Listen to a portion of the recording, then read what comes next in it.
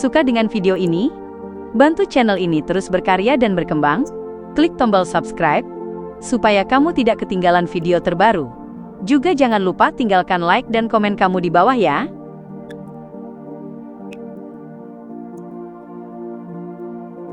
Prajurit Loen, Frunziar Edward, yang berjaga di pintu masuk gua, melihat sosok raksasa turun dari langit tepat saat ia bergerak. Makhluk itu mendarat di atas bongkahan batu besar yang tertutup lapisan es tebal.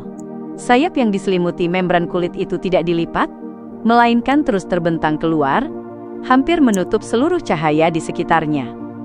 Sisik lapis baja ilusi yang menyerupai es beku dan mata naga biru es yang ganas serta menyeramkan langsung terpantul di mata Frunziar. Ia secara naluriah merasakan bahaya saat mengangkat pedang hitam besinya dan meloncat ke samping, berguling jauh dari tempatnya berdiri. Hampir pada saat yang sama, Raja Utara, Yulisan, membuka mulutnya, tanpa suara menyemburkan api biru es terdistorsi ke arah gua. Segala sesuatu yang dilaluinya langsung membeku. Beberapa saat kemudian, api biru es itu menghasilkan gelombang pasang yang terbentuk dari cahaya ilusi, saat menerjang masuk ke dalam gua yang gelap, menyegel segala sesuatu yang dilewatinya dalam es. Kata-kata Angel of Imagination Adam masih berkelebat di benak Klein, ketika ia tak bisa menahan diri untuk mengingat deskripsi Kaisar Rosel tentang Twilight Hermit Order. Misi mereka adalah menghidupkan kembali original creator, dan di antara barisan mereka terdapat Beyonder urutan tinggi, dari jalur spektator, atau bahkan uniqueness. Cara mereka memanggil para anggota adalah melalui mimpi sejati yang menghubungkan ujung timur dan barat benua.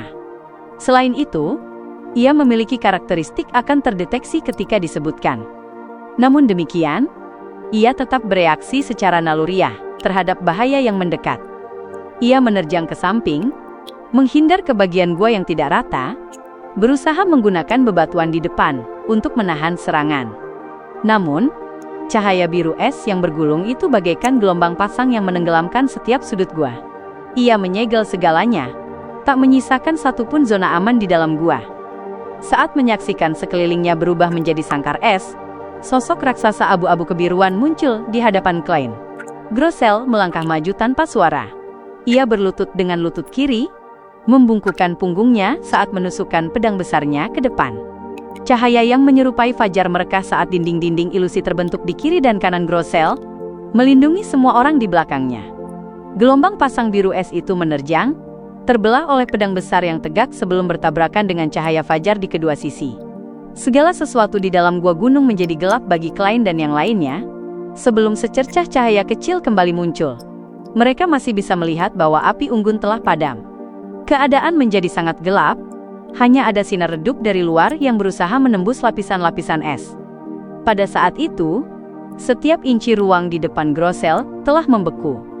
Raksasa itu tampak seperti serangga yang terperangkap dalam damar.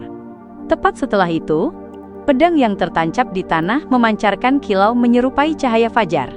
Keduanya menyatu, menyelubungi Grosel sebelum berubah menjadi badai cahaya yang menyapu keluar. Tanpa suara, lapisan es itu terbakar berlubang besar yang memanjang hingga ke mulut gua. Sosok abu-abu kebiruan Grosel telah menghilang dari tempatnya. Elven Songster Siatas, yang belum sempat mengikat rambutnya, menggenggam busur dan panah. Diselimuti angin kencang yang berputar di sekelilingnya, ia menerjang keluar gua tanpa ragu. Mengenakan mantel hitam asimetris, Viscount Kekaisaran Solomon, Mobet Zoroas, bergumam, "Jangan terburu-buru atau akhirnya tiba," saat berlari mengikuti tepat di belakang Siatas. Sang asket, Snowman, juga berdiri. Ia mengetuk dadanya 4 kali seolah membentuk tanda salib. "Semoga Tuhan memberkatiku." Di tengah suaranya yang serak dan kering, ia menginjak es yang menggigit dengan kaki telanjang dan berlari keluar gua. Klein juga tidak ragu. Ia tidak menarik revolvernya dan membiarkan kedua tangannya kosong. Bersama Anderson, yang menggenggam Deathbreak Hidon erat-erat, mereka berlari menuju lubang di es. Mengenakan kemeja dengan pola rumit, Edwina Edwards memandang Danitz yang gemetar karena aura entitas tingkat tinggi. Dengan nada lembut namun tanpa emosi, ia berkata, "Tetap di sini." Setelah mengatakan itu, tatapan di mata birunya semakin dalam. Angin kencang melolong di sekelilingnya, mendorongnya keluar dari gua. "Tetap di sini." Danitz tertegun. Ia secara naluriah menyapu pandangannya ke sekeliling dan melihat dinding yang tertutup embun beku serta api unggun yang benar-benar padam. Gua itu sunyi, hanya menyisakan dirinya seorang. Tubuh Danitz yang gemetar perlahan berhenti saat ia menoleh dengan mulut ternganga. Namun, ia tidak mengucapkan sepatah kata pun ketika melihat sosok kaptennya menghilang dari pintu masuk gua. Di luar gua, Frunzier Edward, yang baru saja berguling menghindari rangkaian serangan pertama, melihat Yulisan membentangkan sayapnya hendak melompat ke langit, memperkecil jarak dengan kelompoknya. Ia memastikan keselamatannya, menstabilkan tubuhnya, lalu mendorong telapak tangan kirinya secara diagonal ke depan. Segera setelah itu, ia menyatakan sebuah kalimat dalam bahasa Hermes kuno. Terbang dilarang di sini. Tiba-tiba, sayap naga embun beku yang menutupi langit itu, seolah dibebani benda tak kasat mata seberat 100 kali berat tubuhnya. Ia mulai mengepak dengan susah payah. Raja Utara segera mengeluarkan auman murka saat ledakan sonik keras menembus telinga Frunzier, membuatnya terhuyung. Dengan suara wush, sepasang sayap itu akhirnya berhasil mengepak, mengaduk salju dan embun beku di sekitarnya ke udara. Meskipun sulit bagi Yulisan, ia akhirnya berhasil terbang. Pada saat itu, ekspresi disiplineri Paladin Frunzier menjadi hikmat. Ia kembali mengucapkan kalimat dalam bahasa Hermes kuno. Pelanggar akan dihukum. Begitu kalimat itu terucap, sosoknya melonjak dengan kecepatan yang bahkan melampaui Yulisan, seolah diperkuat oleh kekuatan tak dikenal. Klang! Frunzier meregangkan tubuhnya di udara saat mengayunkan pedang hitam besi di tangannya, menebas ke arah leher Raja Utara dengan keyakinan penuh akan mengenai sasaran. Retakan jelas muncul pada pelat baja kristal itu dan sedikit menyebar. Namun, hal itu gagal membuat Yulisan berdarah. Naga embun beku itu bahkan tak merasakan sakit saat mata biru esnya yang menyeramkan mengunci Frunzier. Ekspresinya kejam dan tiranik. Ia lalu mengangkat cakar depannya sementara Frunzier masih berada di udara tanpa cara untuk menghindar. Pada momen kritis itu, badai angin menyapu, mendorong disiplineri Paladin berzirah hitam menjauh, membuat serangan Yulisan hanya menyapu udara kosong. Meski meleset, serangannya tetap menghasilkan ledakan dahsyat. Elven Songster si atas tidak ragu bertindak begitu ia menerjang keluar gua, segera menyelamatkan Frunzier. Segera setelah itu, rambutnya berkobar melawan hukum alam. Helai-helainya terpisah jelas dengan kilatan petir berputar. Ia membidikan panahnya ke target besar namun lambat yang terbang di langit, Raja Utara, sebelum menarik tali busur dengan mantap. Langit menjadi gelap, seolah awan gelap berkumpul dengan kilat yang melompat-lompat di antaranya. Karena tidak bisa terbang mulus akibat pengaruh disiplineri Paladin, Yulisan tiba-tiba menarik kembali sayapnya, menyelam ke arah si atas seperti kereta berkecepatan tinggi. Pada saat itu, sosok abu-abu kebiruan yang memberi rasa aman telah muncul di jalur Raja Utara. Grosel kembali berlutut, menghunjamkan pedang besar yang tak bisa digunakan tangan manusia itu di depannya. Cahaya seperti fajar muncul, membentuk dinding tak kasat mata yang tak tertembus. Boom! Tabrakan antara naga embun beku dan Grosel bagaikan ledakan mengerikan. Ia menghancurkan lapisan-lapisan es di sekitar mereka, mendorongnya keluar. Grosel gagal mempertahankan pijakan. Ia terlempar seperti bola, terguling melewati si atas sebelum menghantam keras dinding gunung. Sejumlah besar salju dan stalaktit es runtuh dari atas, hampir memicu longsoran salju. Adapun Yulisan, ia tidak terpukul mundur. Ia tetap berdiri di tempat semula. Serangan menyelamnya terhenti, kedua kaki belakangnya menjejak tanah sementara tubuhnya condong ke depan. Ia menggoyangkan lehernya sebelum mengarahkan mulut terbukanya ke si atas. Bangsawan Kekaisaran Solomon, Mobet Zoroast, telah lama tiba di sisi si atas. Melihat itu, ia segera mengulurkan tangan kanannya dan memutar pergelangan tangannya dengan cepat. Yulisan melupakan apa yang sedang dilakukannya, meski mulutnya telah terbuka lebar. Ia berdiri terpaku tanpa melanjutkan serangannya. Tiba-tiba, Mobet menoleh dan meludah ke samping. Cuih! Ludah itu biasa saja, tanpa sifat khusus apapun. Memanfaatkan kesempatan ini, Snowman, sang asket yang keluar, mengangkat kedua tangannya seolah memeluk rahmat Tuhan. Lalu, ia berkata kepada Elven Songster dalam bahasa Hermes kuno, Tuhan berkata itu efektif. Dengan suara mendesis, Kilatan petir di sekitar Siatas semakin terang saat melesat keluar, melilit panahnya. Ia melepaskan genggamannya dan panah itu melesat. Boom!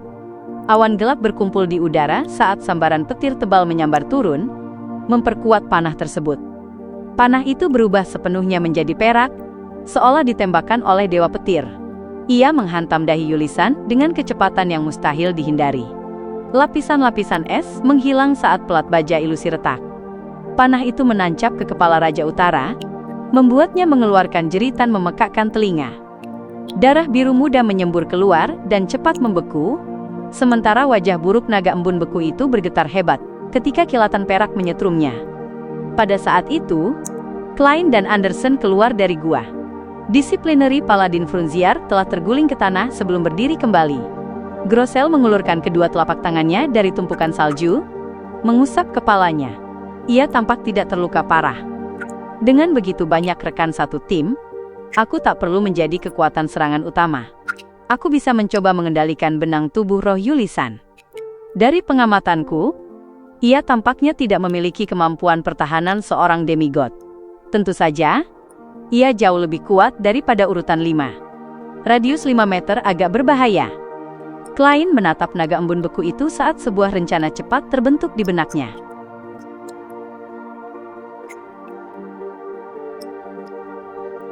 Jeritan tragis Raja Utara Yulisan dengan cepat berubah menjadi auman. Setelah itu, badai salju menyapu area di luar gua, menurunkan jarak pandang hingga kurang dari 5 meter. Angin kencang meraung, mengangkat bulu angsa salju yang tebal hingga menutupi setiap inci ruang. Sementara itu, lingkaran cahaya biru es dengan cepat meluas keluar, menempel dekat ke tanah. Dimanapun ia lewat, lapisan es membeku tertinggal di belakangnya. Klein, yang penglihatan dan pendengarannya terpengaruh badai salju, seketika membayangkan pemandangan yang sesuai di benaknya. Ia segera menekuk lutut dan menghentakkan tumitnya, melompat tinggi, membiarkan lingkaran cahaya biru es itu menyapu di bawah tubuhnya. Adapun Mobet Zoroas, yang tidak mahir dalam pertempuran, sudah terlalu dekat dengan lingkaran cahaya biru es saat ia menyadarinya. Ia tak punya waktu untuk melompat. Pada saat itu, bahunya terangkat ketika badai angin dahsyat di bawah telapak kakinya mengangkatnya ke udara. Dengan kombinasi itu, ia langsung terbang ke langit, menghindari nasib membeku. Mobet menoleh, dan tanpa terkejut, melihat Siatas yang berwajah datar. Elven Songster itu hanya mampu mengerahkan angin kencang untuk meluncur maju, karena hukum yang melarang penerbangan. Anderson, Edwina, Snowman, dan Frunziar bereaksi tepat waktu, melompat dan menghindari serangan tanpa terkena dampaknya. Hanya Grosel, yang baru saja mencabut pedang besarnya dari salju, yang kakinya terkena lingkaran cahaya biru es karena terlambat menghindar. Lapisan es seketika menjalar ke atas saat Grosel berdiri di tempat seperti mayat beku. Badai salju yang berlebihan itu mengaburkan penglihatan semua Beyonder, membuat mereka kehilangan jejak naga es. Mereka hanya bisa bertahan secara pasif dari kemungkinan serangan. Pada saat itu, Snowman yang belum mendarat kembali merentangkan tangannya dan dengan hikmat berkata dalam Hermes kuno, "Tuhan berkata itu tidak efektif." Badai salju yang ganas tiba-tiba mereda secara signifikan. Baik angin topan maupun kepingan salju lebat melemah atau terbelah dua. Siatas samar-samar melihat wajah raksasa dengan rupa kadal yang jelek. Anak panah patah masih tertancap di dahinya. Yulisan telah memanfaatkan kesempatan untuk memperpendek jarak. Siatas tidak panik. Angin kencang tiba-tiba berubah arah, mendorong Mobet dan dirinya melayang mundur. Sementara itu, bibirnya yang pucat dan dingin terbuka, saat ia bernyanyi dalam bahasa elf kuno yang samar dan sulit dipahami. Batu ditakdirkan hancur oleh ombak. Pohon ditakdirkan tumbang oleh angin. Gunung ditakdirkan runtuh oleh petir. Karena setiap kata dalam bahasa elf kaya makna, kalimat yang tersusun menjadi sangat ringkas. Lirik itu tidak menghabiskan banyak waktu Siatas. Sejak kata pertama terucap dan sejak ritme indah namun kuat itu dimulai, angin dalam badai salju mulai berubah. Deru angin menjadi kacau, menyebar ke segala arah. Sosok raksasa Yulisan kembali muncul di hadapan Klein dan yang lainnya. Saat Siatas menyanyikan frasa ketiga, disiplineri Paladin Frunziar telah mendorong telapak tangan kanannya ke depan, dan dengan hikmat berkata dalam Hermes kuno, "Imprison." Seketika, naga es yang hendak menerjang Siatas dan Mobet membeku di tempat. Di sekelilingnya muncul lapisan dinding transparan. Dan saat Frunziar mengucapkan itu dengan lembut, Edwina yang baru saja menstabilkan diri membuat mata biru mudanya berubah menjadi hitam. Di dalamnya mengalir cairan lengket yang tampak seperti perwujudan segala kejahatan di kedalaman hati. Ia mengepalkan tangan kanannya dengan lembut ketika Yulisan berdiri sambil meraung, seketika merobek efek imprison. Mata biru suram naga es itu dipenuhi kehampaan dan rasa sakit. Ia tampak masih tenggelam dalam emosi kegilaan dan kekejaman yang tiba-tiba. Meski itu adalah keadaan yang biasa baginya, memicunya sepenuhnya tetaplah tidak nyaman. Tanpa diragukan lagi, itu naga yang sulit mengendalikan emosinya. Memanfaatkan jeda singkat Yulisan, Anderson Hood memadatkan tombak putih menyala di tangannya. Ia membungkuk dan melemparkannya. Tanpa menunggu hasilnya, api muncul di bawah kaki sang pemburu terkuat, mencairkan es menjadi cairan. Swoosh! Tombak itu tepat mengenai mulut naga es yang setengah terbuka, dengan cepat melelehkan plat es tebalnya, sementara sisa daya tembusnya menembus bagian atas dahinya. Yulisan kembali menjerit tragis saat kaki belakangnya menghentak ke belakang, mendorong tubuhnya meluncur maju. Ia tetap dekat tanah saat melesat ke arah Anderson dengan kecepatan mengerikan. Di matanya hanya ada cacing ini yang telah memberikan luka parah padanya. Swing! Salju terbelah saat jurang dalam dan lebar terbuka di tanah, menjalar hingga ke tempat Anderson berdiri, dan terus memanjang. Bang! Dengan inersia mengerikan, naga es itu menghantam bongkahan batu besar yang tertutup es tebal, menghancurkan lapisan luarnya dan meretakkan bagian dalamnya. Jika Anderson bertabrakan dengannya, sang pemburu terkuat pasti akan berubah menjadi pasta daging. Bahkan tersentuh sedikit saja kemungkinan besar berarti kematian. Namun, di titik tertentu pada jurang tempat Anderson semula berdiri, terdapat lubang gelap yang langsung mengarah ke bawah, cukup untuk satu orang menyusup masuk. Pak! Sebuah tangan mencengkeram tepi lubang. Dengan tenaga penuh, Anderson yang rambutnya berantakan melompat keluar. Setelah melempar tombak menyala itu, ia tidak menghindar dengan panik. Sebaliknya, ia langsung menggunakan kekuatan beyondernya untuk mencairkan salju di bawah kakinya, dan membakar tanah di bawahnya. Tanpa suara, ia menciptakan lubang yang tidak terlalu dalam. Lalu ia merunduk dan menenggelamkan diri ke dalamnya, dengan sempurna menghindari terjangan Raja Utara. Pada saat itu, seberkas cahaya murni turun dan menghantam Grossel, dengan cepat melelehkan es yang membungkusnya. Snowman menggunakan serangan ofensif untuk menghilangkan batasan pada raksasa penjaga. Dengan cahaya fajar yang meledak, Grossel mengangkat pedang besarnya, dan melangkah lebar menuju naga es sebelum menebasnya dengan liar. Bang! Bang! Bang! Grossel hanya 1 meter lebih pendek dari wujud non-humanoid Yulisan. Kekuatannya sama tidak masuk akalnya. Saat ia berulang kali berbenturan dengan cakar depan Yulisan, meski sesekali goyah dan mundur, ia cepat memulihkan diri dengan melangkah maju dan kembali menyerang. Dengan raksasa penjaga menarik perhatian naga es, yang lain bereaksi dengan relatif tenang. Snowman mempertahankan kedua tangannya terentang saat lingkaran cahaya seperti matahari muncul di sekelilingnya. Ia dengan cepat meluas, menghangatkan semua rekannya, dan memberi mereka keberanian besar. Selain itu, ia dengan cermat memastikan lingkaran itu menghindari Raja Utara. Tak jauh darinya, rambut Siatas berkibar saat ia menarik tali busurnya.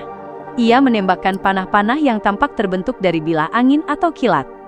Karena targetnya begitu besar, setiap panah mengenai sasaran. Dan semuanya menghantam titik yang sama, bahu naga es. Mobet Zoroas bekerja sama dengan Grossel, sesekali mencuri pikiran Raja Utara yang hendak dieksekusi, membuatnya terhenti sejenak.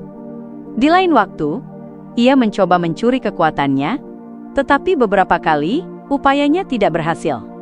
Dengan pedang hitam pekat, Anderson dengan hati-hati memutari sisi naga es, dan berusaha menyerang titik tertentu.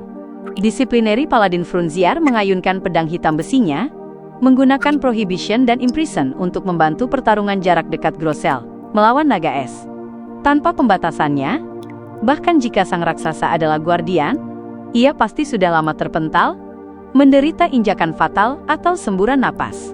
Klein menatap Edwina dan mengangkat tangannya menunjuk dirinya sendiri. Invisibility. Ia tidak tahu apakah ia mampu meniru kekuatan ini. Jika tidak, ia perlu mempertimbangkan metode lain. Edwina tidak bertanya mengapa.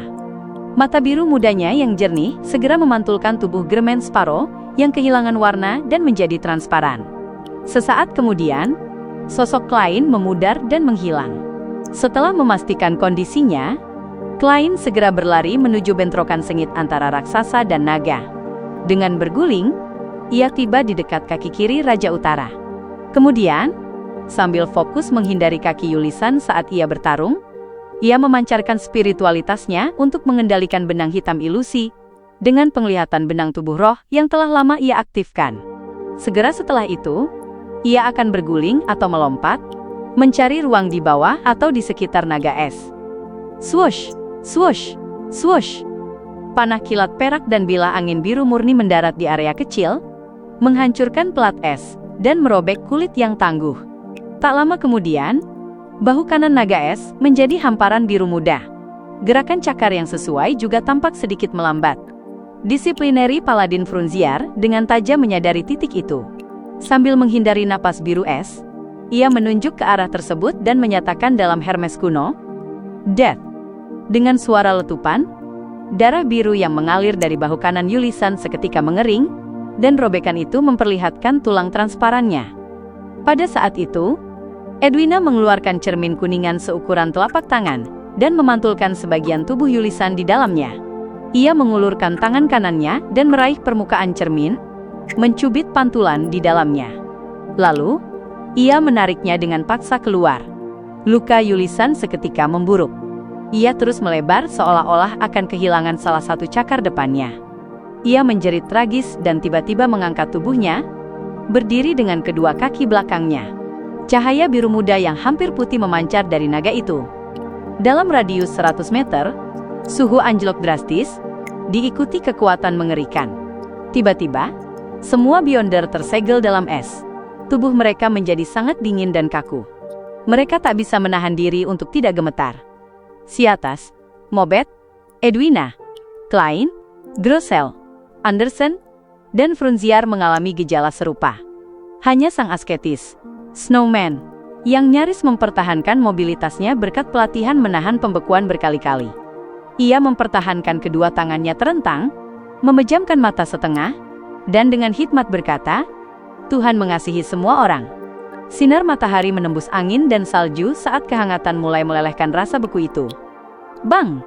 Yulisan mengirim Grossel terlempar dengan satu cakar, melukai para raksasa penjaga dengan meninggalkan cekungan di dadanya. Ia untuk sementara mengabaikan yang lain dan membidik Snowman, menerjang cepat ke arahnya. Snowman tak ada yang melindunginya. Ia akan bergerak melampaui radius 5 meter. Klein menyaksikan adegan itu, merasa agak mati rasa. Ia memiliki dorongan untuk berlari masuk ke gua dan berdoa pada dirinya sendiri, sebelum menggunakan Sigurd Scepter di atas kabut abu-abu untuk merespons.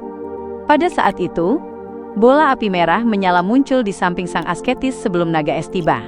Lalu, ia meledak tanpa ragu, melemparkannya terbang.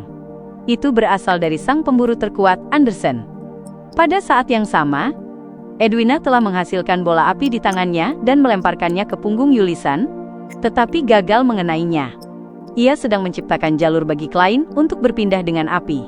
Ia telah mempelajari dari Danitz tentang kemampuan Germain Sparrow ini.